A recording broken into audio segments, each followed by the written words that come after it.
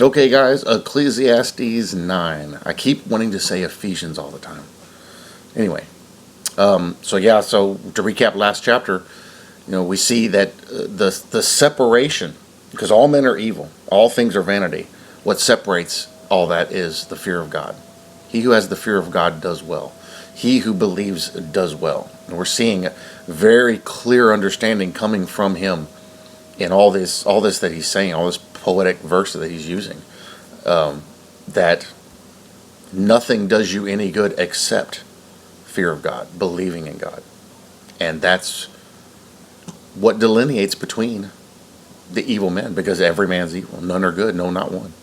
So Ecclesiastes 9, verse 1, death comes to all, for I considered all this in my heart.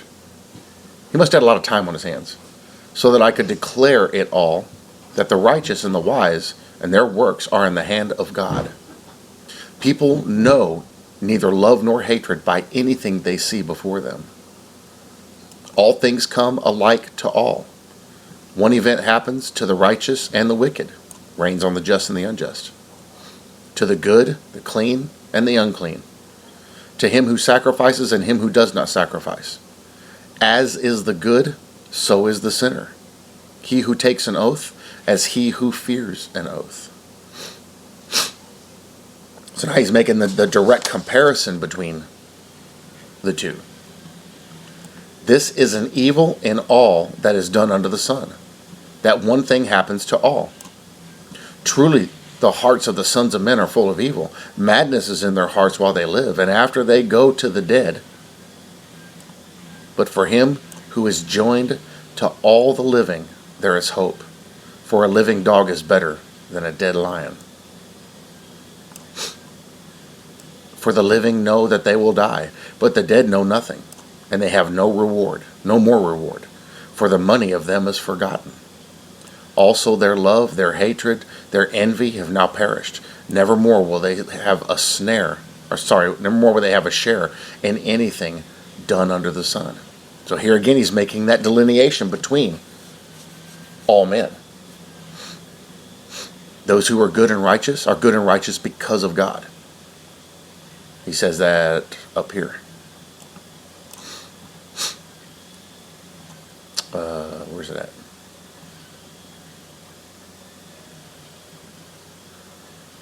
Yeah, right here. Right there. That the righteous and the wise and their works are in the hand of God.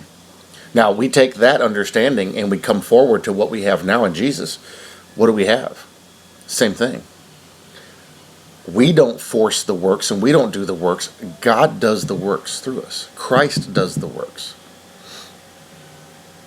Because we go do it and we do it for the wrong reasons. But he does it through us, then it's done for the right thing. Kind of makes you look a little more at what you're doing that's good. Because all that tithing isn't going to do you any good if the right motives aren't behind it. And if we're all evil, it makes you understand more. It's all in God's hands where all this goes.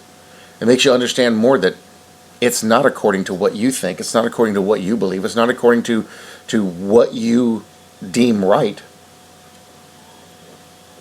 It's according to what God does.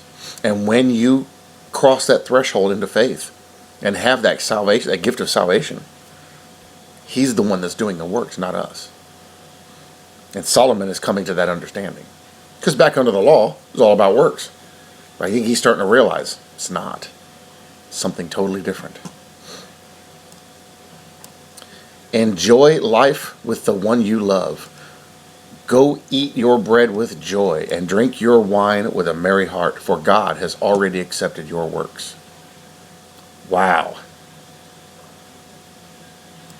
Let your garments always be white, and let your head lack no oil. God has already accepted your works. That means it's already finished.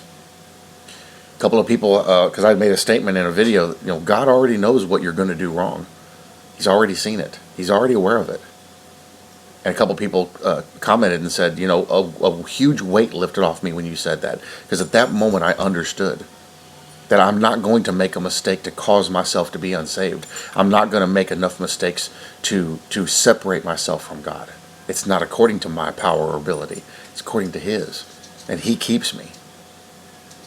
And that's exactly what God has already accepted your works. See, what we're doing now, He already set it up all that way back when things were first being made, before the foundations of the world.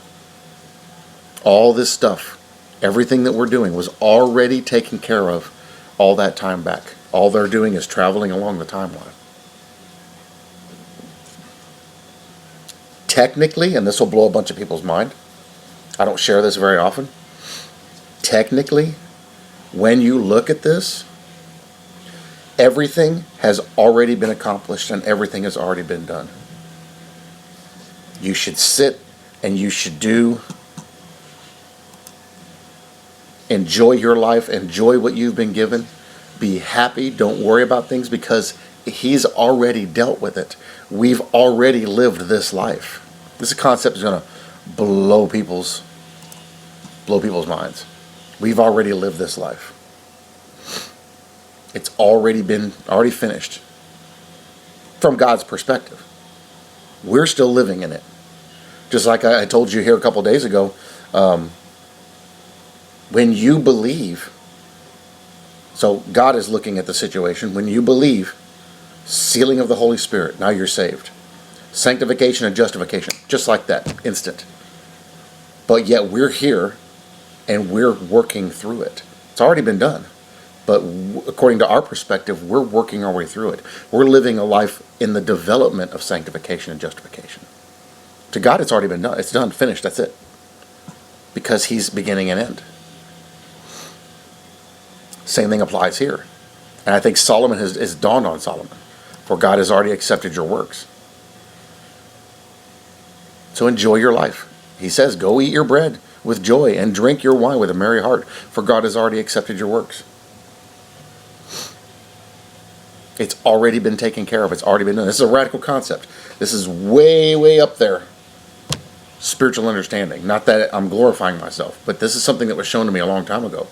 It's all already been done. It's all already been taken care of. Now, that doesn't mean we go out and we do all these dumb things. Well, if God's already got it already done, I don't have to worry about it. No. The idea behind that is, and some people, if they know that and they understand what that means, they'll go steal cars and rob banks and, oh, well, God's got me, I'm good. The whole idea is, because you can still choose, the whole idea is that with that understanding, you should sit back and say, I'm going to let the Spirit lead on everything. He'll lead me to the good works. He'll lead me to those that need salvation. He'll lead me in my ministry.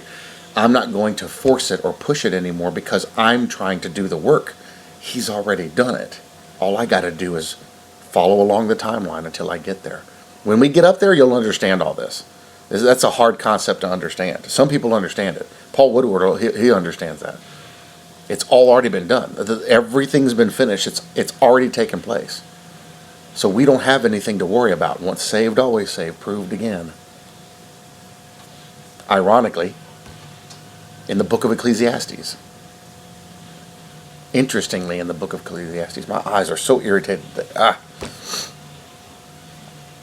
God has already accepted your works. Enjoy your life. Let the Spirit lead. Sit back and relax and let the Spirit lead. You learn to do that and you will always, always, always fulfill His will. And it strengthens your faith. I'm believing now that's what Solomon, the realization he came to. Let your garments always be white, and let your head lack no oil.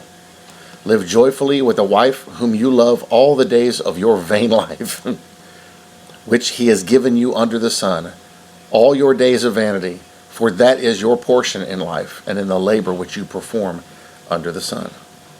Live your life. Enjoy the person you're with. Enjoy what you've been given. So many people fight against that. There's a whole lot more happiness in just accepting it. Whatever your hand finds to do, do it with your might. For there is no work or device or knowledge or wisdom in the grave where you are going. wisdom is better than folly.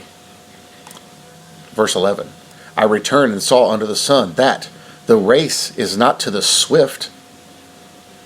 Listen to this. We've heard this mentioned in the New Testament, the race. Let us run the race. The race is not to the swift, nor the battle to the strong, nor bread to the wise, nor riches to men of understanding, nor favor to men of skill, but time and chance happen at them all. On the ship of life, God is steering. For man also does not know his time. Like fish taken in a cruel net, like birds caught in a snare, so the sons of men are snared in an evil time, when it falls suddenly upon them. This wisdom I have also seen under the sun, and it seemed great to me. So he's telling us what that wisdom is. There was a little city with a few men in it, and a Greek king came against it, besieged it, and built great snares around it. Now there was found in it a poor wise man, and he by his wisdom delivered the city, yet no one remembered that same poor man. Then I said, wisdom is better than strength. Nevertheless, the poor man's wisdom is despised, and his words are not heard. Words of the wise spoken greatly should be heard. Words of the wise spoken quietly should be heard rather than the shout of the ruler of fools. Wisdom is better than the weapons of war, but one sinner destroys much good. So Solomon is really coming full circle in this, in his description of what's going on.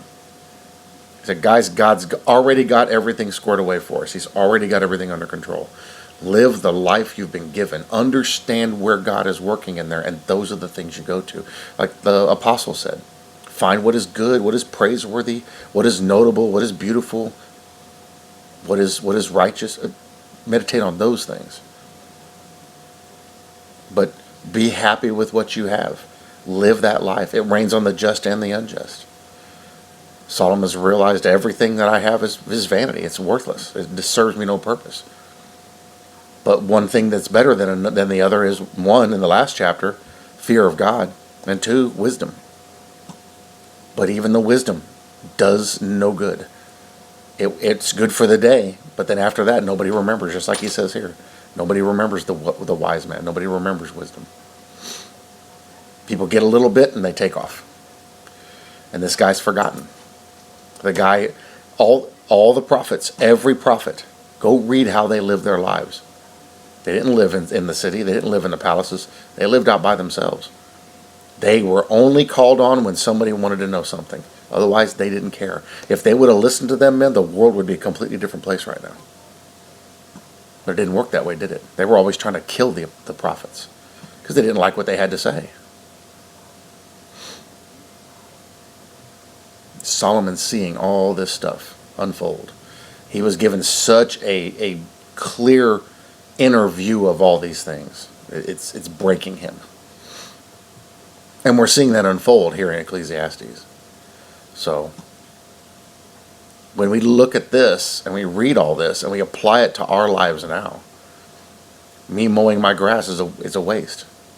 Me eating good foods that I enjoy, it's a waste. Me doing anything. You already killed the battery? Yeah. That was fast. 4 hours, not bullet. Use a little one.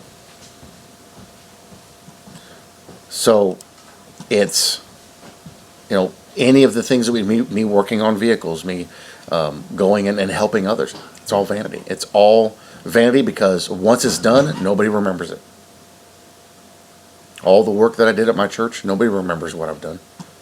I haven't been able to show up because I'm God, last night my feet were so swollen.